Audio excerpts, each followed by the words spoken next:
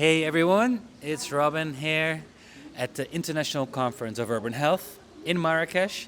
The sun's out finally, and it's beautiful to be in this surrounding and talking to very interesting people about their work, about their mission that actually lead up to a good place.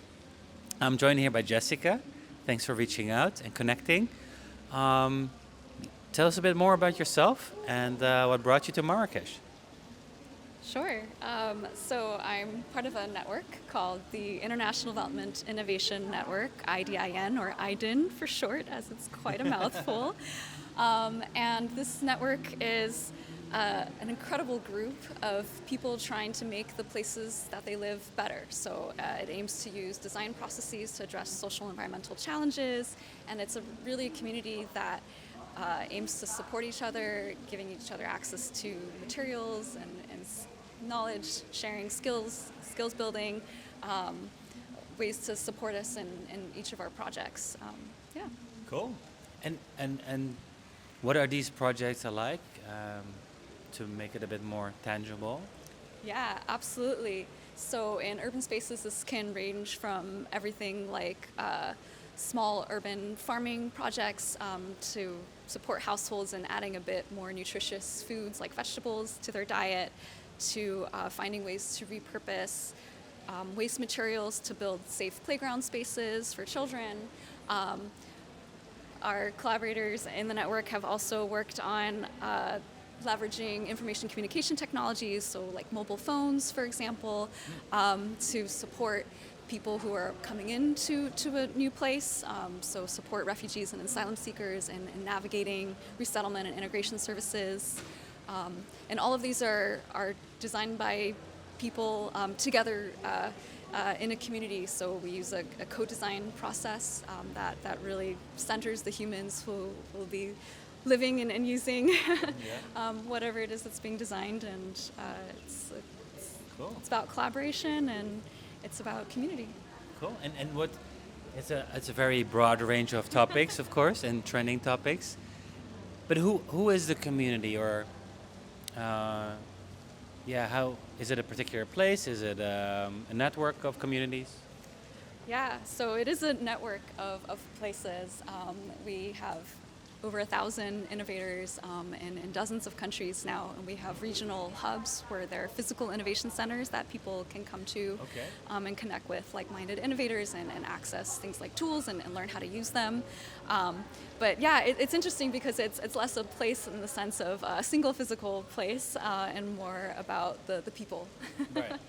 The innovators. Exactly, yeah. Okay, and there's a lot of exchange going on because it's international, right? So a lot of learnings are shared and be used or implemented perhaps at the other side of the world. Yeah, it's actually a really interesting balance because we aim to be really focused in the communities that we're working in and make sure that there's good representation from people from there on each of the projects. But because it's an international network, the benefit of that is that you can have sharing and learning from one region might be applicable to another, for example. So that's been really nice that somebody working on a fuel-efficient cook stove in one location can learn from somebody doing a similar project in another region. Yeah. But in addition to that, we also aim to have like deep local presence through community partnerships, and because otherwise it's quite tricky to only work from kind of a virtual international headquarters somewhere, it really needs to be rooted in each of these places, and so it's been a difficult balance, but something that we are trying to do. Okay. And I think then innovation is at the core of the organization? Yes, although innovation can be really broad as well. It doesn't have to be only some cutting-edge technology that needs millions of dollars of research and development in order to create. It can be finding ways to improve a process in your own community. So it's more about using a process of innovation and problem solving. I'm sure you've heard of design thinking, so it's using a design thinking process. So that's kind of the core of it. Yeah. And you help these solutions as well be financed or realized?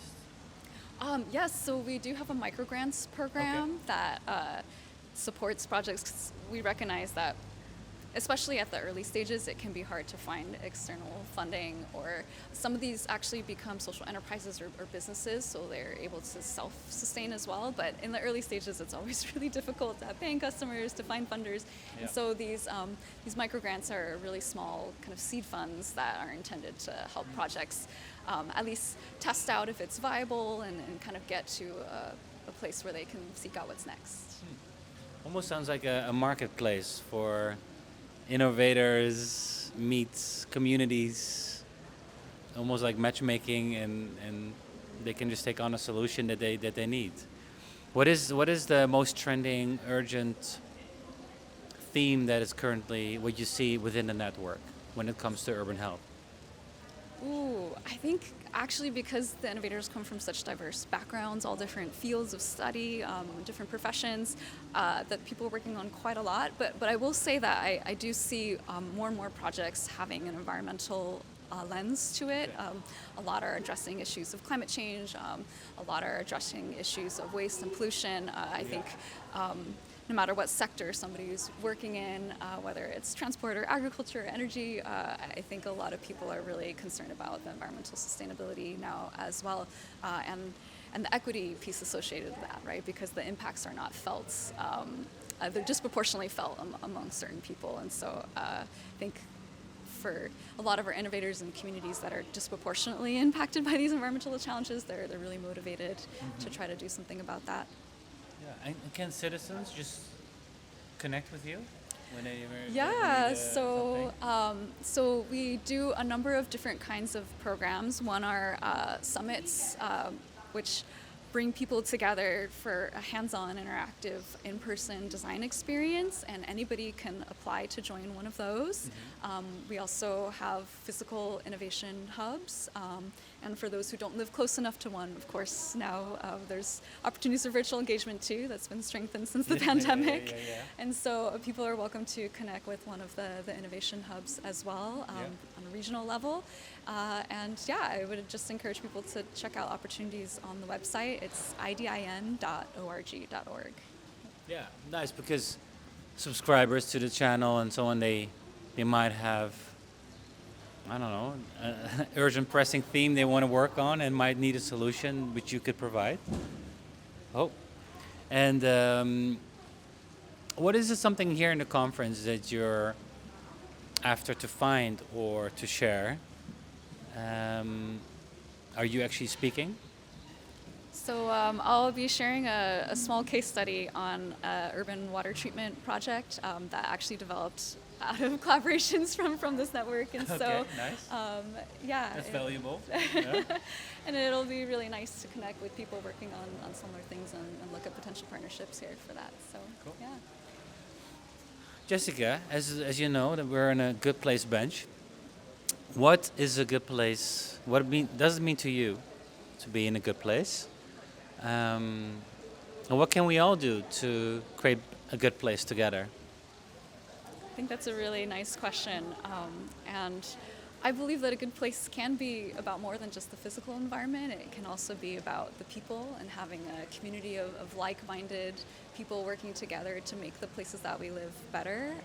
I think that's the aim of this network that I'm a part of, IDIN. Yeah. So, yeah. People. It's all people. It's all people focused. So what Very should people? human-centered. What should people do more? You think? So I think that part of the mission of this organization and using innovation and design thinking as a vehicle for working on community projects is to shift the mindset that we can all be active participants, active creators of solutions in each of our communities. We don't have to be passive recipients waiting for someone to come in with a new product for us or a new service for us. We can actually, especially because it can be so slow, waiting for government to do things, and corporations, have other interests at heart, not just the residents of a place. And so often when people can mobilize themselves and find ways to help fill some of those gaps, it's not to say that we don't also need really strong public services and things like that, but I think there's a really strong role that citizens can play, and so this organization aims to support that, aims to support people and tapping into that inner problem solver that lives in each of us, right? Do you have that as well? Are you the local problem solver in your own community? So I used to be really shy about identifying as a designer innovator, just because I thought you'd have to be somebody like Tesla or Edison or or Franklin, But I think now I realize that a solution creator can be anyone, and so now I feel more confident in working on things where I see a challenge, finding collaborators and actually going out there and starting projects, and so I feel like I'm able to now identify as a designer and problem solver, and I hope that everybody out there can feel like that as well. And sometimes it just takes a bit more support to feel like, okay, I do have access to the materials, the knowledge, and the skills to do this, and we are making a difference in our community. Yeah, thank you, Jessica. I think that's very interesting because I hear sharing stories, and we talk about a good place, and what can I do myself to actually create my own good place, even in the physical sense. So I think I should also check out your platform and network to see what kind of solutions I can take on to be applied on a local level. Thanks for sharing this, and for everyone watching, check out the link below in the description to all the residents that want to make a difference and change. Wishing you all the best here in Marrakech and a great time here during the conference. Yeah? Thank you. Lovely to meet you. Likewise. Bye-bye.